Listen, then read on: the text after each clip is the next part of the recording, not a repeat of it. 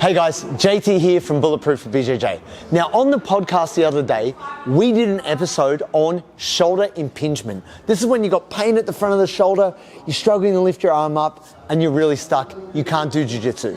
We've got 3 great warm-up moves and 3 great moves to get you right so your shoulder can move well again and you can get back on the mats. When you get shoulder impingement, essentially your arm bone is jamming up near your AC and it's rubbing on the tendons connected to your rotator cuff. So we've got to make space. So we've got 3 really good moves for you, which are going to help create that space there, which is going to alleviate the pressure, which is going to reduce your shoulder pain. First move is the Scap Pushup. So what we're doing is we're just keeping our arms just at this position below our shoulders. I'm going to go into a push-up position, but this is what I'd like you to focus on. I want you to make sure that you're keeping your elbows locked out and you're squeezing your shoulder blades back behind you. Then pressing through and creating as much space as you can between the shoulder blades. Retracting, squeezing shoulder blades back, and then pressing forward, keeping the elbows extended and making as much space between your shoulder blades as possible. Let's see what that looks like on the floor. So from the push-up position, just coming forward so that my shoulders are directly over my wrists. Now from here, keeping my tummy nice, tight and tucked, I'm going to squeeze my shoulder blades back together and then push away as much as I can, really pushing the earth away from me. Then coming down and pushing away. Now, a mistake that people often make is when they bend here is they soften at the elbows. So the movement you make is not actually happening at the shoulders. Make sure that as you press your palms down, you lock your elbows out. So we're getting that nice movement directly at the shoulder blades, squeezing back as much as you can, and then pressing out as far as you can. Move number 2, Tabletop Press. This is a fantastic way to create space through the forearm, the bicep, and the front of the shoulder, which is what we're looking at. So, just sitting down on the ground, I'm going to turn my fingertips to point behind me. My hands are just inside of my shoulder position. If you're feeling really tight and jammed up, you can have your hands a little bit wider. And if your wrists are tight, you can also have your fingers pointing to the side. I'm going to point them back behind me and my feet are about shoulder width apart. From this position now, I'm going to pull my shoulder blades back and down, lifting up my chest nice and proud. From here, driving up through my hips and squeezing through my glutes. Now, I actually want to maintain my shoulder position as I lightly touch my hips down and come back up. If you're struggling with this position, you can relax, reset each rep.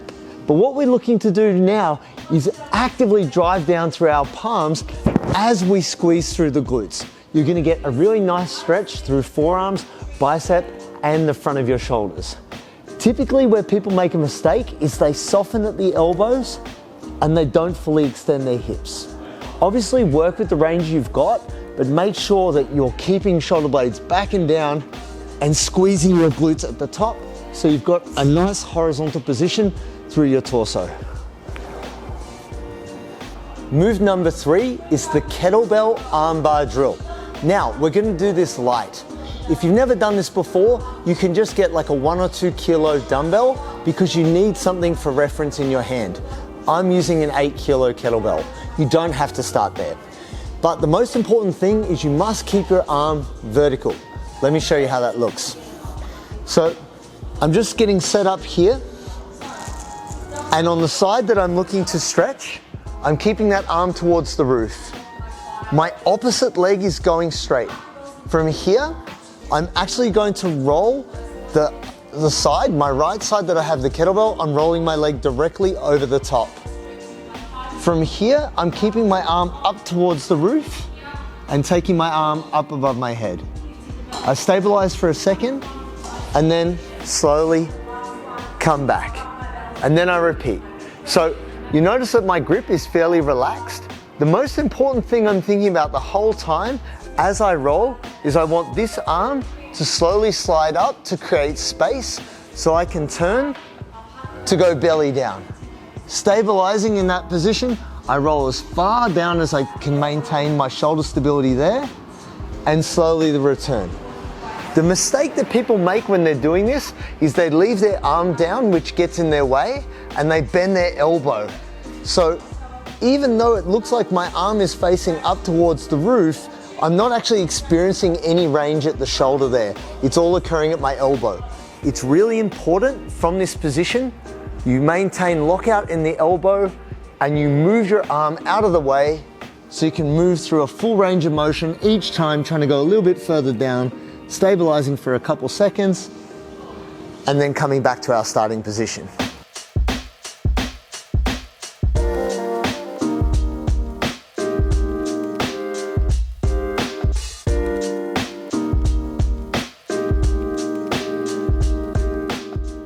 The next step after we've created space is essentially to create support. So we've made the space, now we're going to create stability. The next 3 moves are going to help you reinforce this good new position so that when you go to lift your arm up, you're not going to get the same jamming sensation. Your shoulder's going to be really well adjusted, and then you're in a good position to then take it to the next step to load or get back on the mats. Exercise number 1, active hang. So this is our first step in getting our hands overhead and creating stability around the shoulder blades. I'm just going to take a thumbless grip on the bar here, and then I'm going to allow my ears to sink down by my shoulders. Now from here, I'm going to depress my scaps. So I'm just going to pull them straight down and pull my head up, directly up towards the bar. Resist the temptation to bend at the elbow and use the biceps. We don't want that. We're keeping arms directly straight, pulling shoulder blades directly down, and lifting our head directly up to the bar. Also, resist the temptation to really arch and pull through your lats. We don't want that either. Just allowing yourself to hang as deep as you can, creating the space, and drawing down firmly through the shoulder blades so that your head can come straight up. This is the first step. Exercise number 2, overhead carry. Once you've been able to create space and move the arms comfortably below the shoulder, we're going to go above. I'm doing an overhead carry with a kettlebell. You can use a dumbbell or whatever other lightweight you can maintain a good overhead position. So let's look at that. It's really important that from this position, I'm able to have my arm in line with my ear at least. We don't want to overload through the front of the shoulder, which is where you've been getting pain. We want to have that nice overhead position and resting the weight through our skeleton. Now from here with the overhead carry, I'm just looking to make small, controlled steps up and back. Really important that as we do this, we maintain a good strong brace, small breaths, and keeping that weight just in line with our torso. Like I said before, it's super important that if you're getting any discomfort through the front of the shoulder, you want to readjust by positioning the weight back and packing your shoulder slightly down. The mistake is that we lean back and load through the front. What I would prefer you to do is to push back and then draw down through your scap. This will make your shoulder much more stable so you can get the benefit of doing the overhead carry. Exercise number 3, the ultimate, the Turkish Get Up. The number 1 exercise for creating shoulder stability, as well as other movements, is this. Let's look at the setup. Really important that we turn to face the kettlebell initially, getting a good position and bringing the kettlebell up with both hands. Now from here, I'm bringing it up to the press position. On the same side I have the kettlebell, I have my bent leg. I'm going to position my foot just outside of my hip. My other leg and arm are out on a 45-degree angle. From here, I'm going to drive through my foot to push and roll onto my elbow, keeping my arm in the vertical position, pushing up to my hand. Now you can adjust your hand.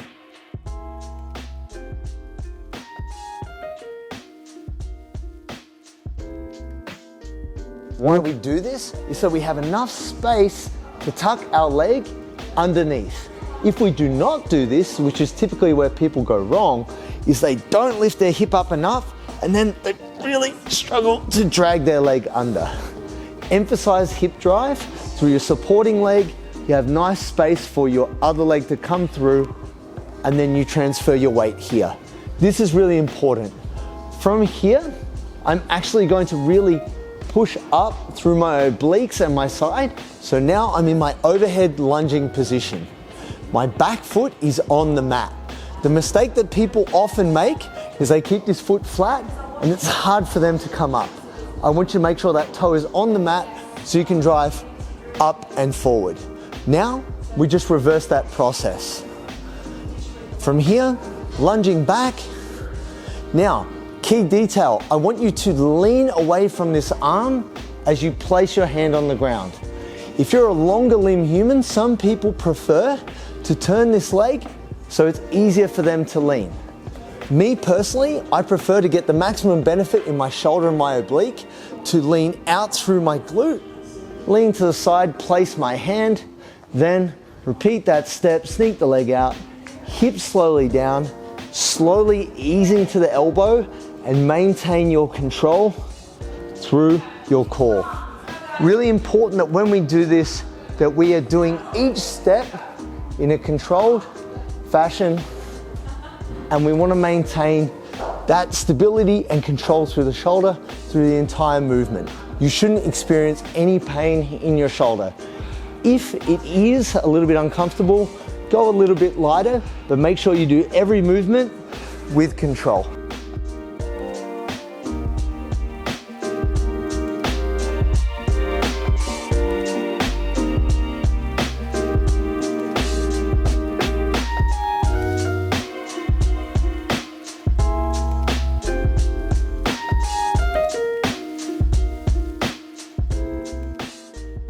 So there it is, a very easy step-by-step approach to helping solve your issues with shoulder impingement. Now, our first 3 exercises are designed as a warm-up. They're there to prepare you to create that space so you have the freedom to move. We want you to be completing 3 sets of anywhere from 6 to 10 reps of each movement on each side. Once you've completed all of those exercises, we want you to move to the next 3 exercises that we want you to be doing anywhere from 3 to 5 sets of 5 to 8 reps on each. With the loaded carries, we want you to be gradually spending more time in that position. So with that particular movement, we'd like you to start at 20 meters, build up to a set of 30 meters, ultimately a set of 40 meters with a light load. Once you feel comfortable there, you can gradually build up more weight. The key detail is this: no pain. If you're still experiencing shoulder pain, it is worthwhile to go back and see the physio and get more advice. But provided you're not getting pain and you are getting improvement in your range of motion, start with the warm-up moves, progress to the stability builders, and then once you feel comfortable with that, you're ready to take the next step to get back on the mats and get back in the gym. If you would like more information on how to deal with sore shoulders relevant to shoulder impingement, check out the dedicated episode that we did on our podcast on all your major podcast platforms, including this right here. And if you would like more BJJ specific training, check out our app, Bulletproof for BJJ, at the App Store or in the Google Play Store.